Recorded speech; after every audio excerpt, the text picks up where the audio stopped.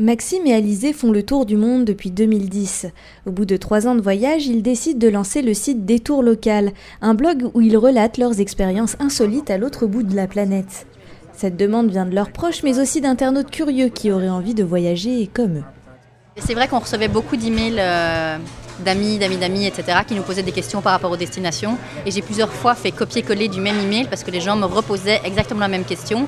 Et j'avais pris le temps une fois d'écrire quelque chose de bien détaillé. Là, je me suis dit, mais peut-être que ça servira à d'autres personnes en fait aussi. Ça nous donnait aussi un projet, une ligne conductrice à travers tous nos voyages. Le but, voyager pour voyager, c'est cool au début. Tu vagabondes un peu partout, tu t'amuses.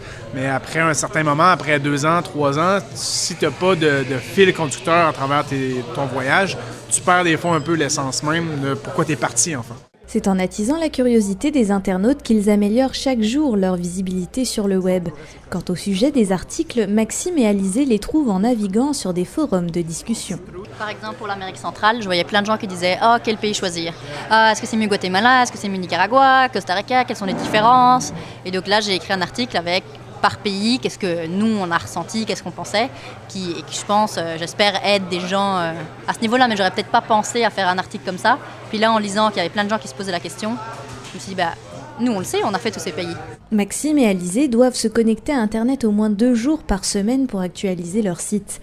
Le reste du temps, ils cliquent sur Déconnexion pour aller à la rencontre de la population locale et profiter pleinement de leur voyage qu'ils raconteront plus tard sur leur blog.